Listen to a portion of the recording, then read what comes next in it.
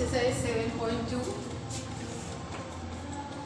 Question number 4. Arrange 1/2, 1/3, 3/4 and 5/6 in ascending order. आपको इन्हें ascending order में लिखना है, means from smaller to greater. तो इसके लिए सबसे पहला स्टेप आपके पास क्या होता है कि आपके पास जो भी नंबर्स हैं 1/2, 1/3, 3/4 एंड 5/6, इनके जो भी डिनोमिनेटर्स हैं उनका LCM निकालिए, राइट? LCM ऑफ डिनोमिनेटर्स, जो भी आपके पास डिनोमिनेटर्स दिए गए हैं उनका LCM निकालें। तो डिनोमिनेटर है आपके पास 2, 3, 4 एंड 6। देखिए ये बहुत छोटे नंबर्स हैं, तो जो छोटे नंबर्स होते हैं ना उनका LCM निकालने का तरीका मैं आपको बताती हूँ। जो बड़े नंबर्स होते हैं उनका तो आप एसएच जो भी आप अपने तरीके से निकालते हैं LCM उस तरीके से निकालेंगे, लेकिन जो छोटे नंबर्स होते हैं जैसे अभी हमारे पास ये जो डिनोमिनेटर्स है 2, 3, 4 एंड 6, ये बहुत छोटे नंबर्स हैं, 10 से तो कम ही है। तो मैं इनका LCM निकालना आपको बताती हूँ, इस मेथड को ध्यान से सुनिएगा। सो आपको पेंसिल पेन उठाने की ज़रूरत नहीं होगी LCM निकालने के लिए। तो हम सबसे पहले उसके लिए देखते हैं 2, 3, 4 and 6 which is the greatest number. आपके पास जो ग्रेटेस्ट नंबर है दैट इज 6। हम लोग क्या करते हैं 6 का टेबल पढ़ते हैं, राइट? 6 1 जा 6, राइट? 2 के टेबल में 6 आता है, 3 के टेबल में भी 6 आता है, लेकिन 4 के टेबल में 6 नहीं आता है। तो हम ये वाला नंबर LCM नहीं लेंगे, राइट?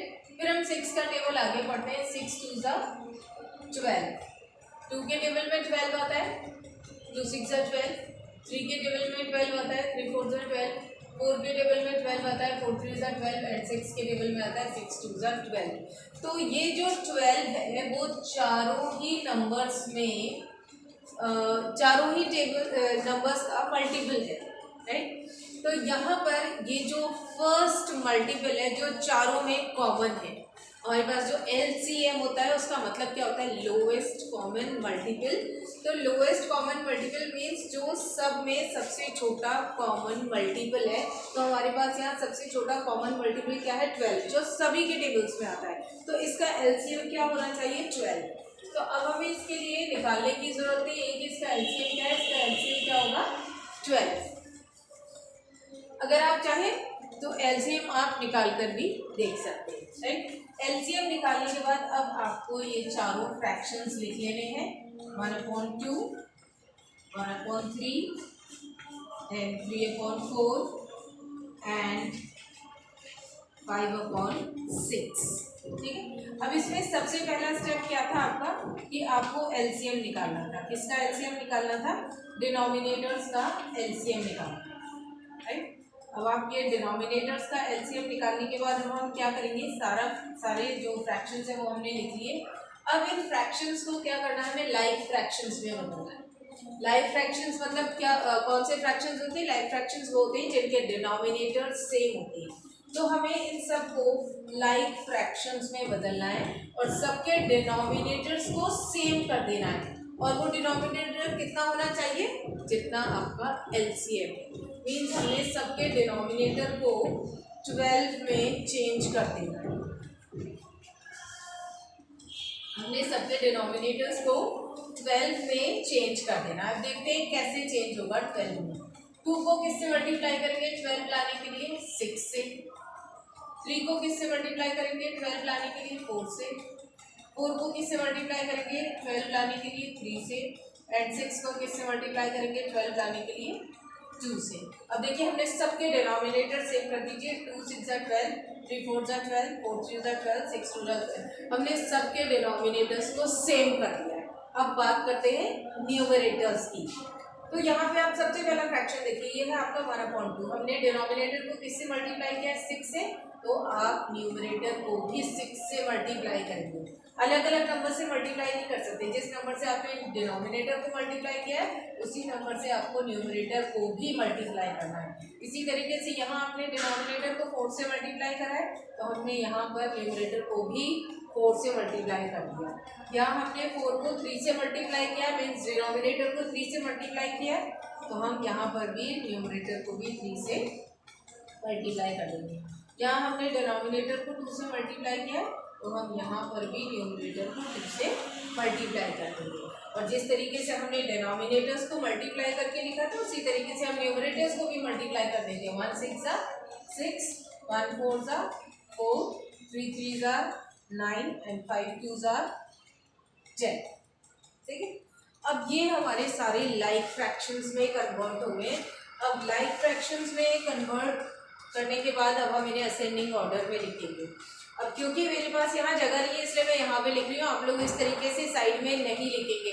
मैं बार बार बोल रही हूँ इस वीडियो में कि आप लोग ये सॉल्यूशन यहाँ साइड में नहीं करेंगे। ये जो सॉल्यूशन मैं इस साइड पर करने वाली हूँ, ये आप लोग इसके नीचे ही करेंगे, राइट। तो अब सबसे पहले क्या करते हैं, इनको हम असेंडिंग ऑर्डर में लिख लेते हैं।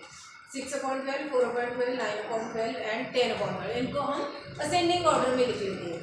जब लाइक डेसिमल्स होते हैं तो फिर आप उनके डिनोमिनेटर्स को नहीं देखते हैं।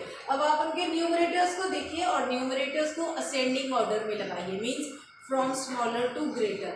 अब 6, 4, 9 and 10, smaller number is 4, means 4/12।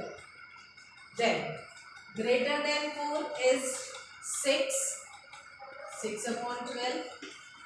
Greater than this is 9/12 and greater than this is 10/12.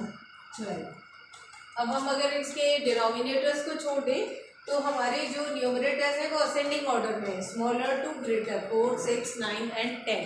लेकिन हमें इन फ्रैक्शंस को असेंडिंग ऑर्डर में नहीं लगाना है। जो हमारे एक्चुअल फ्रैक्शंस, ओरिजिनल फ्रैक्शंस दिए, उनको असेंडिंग ऑर्डर में लगाना है। तो हम असेंडिंग ऑर्डर में इनको लगाएंगे। 4/12 का मतलब है कौन सा फ्रैक्शन है, 1/3। 4/12 कौन सा फ्रैक्शन है, 1/3। तो हम यहाँ लिख देंगे 1/3, साइन सेम रखेंगे। देन 6/12 मीन्स 1/2, तो हम यहाँ 1/2 लिख देंगे। देन उसके बाद 9/12 मीन्स 3/4, तो हम 3/4 लिखेंगे। And last is 10/12 means 5/6। तो इस तरीके से हमने इन्हें फ्रैक्शंस को असेंडिंग ऑर्डर में लिख लिया।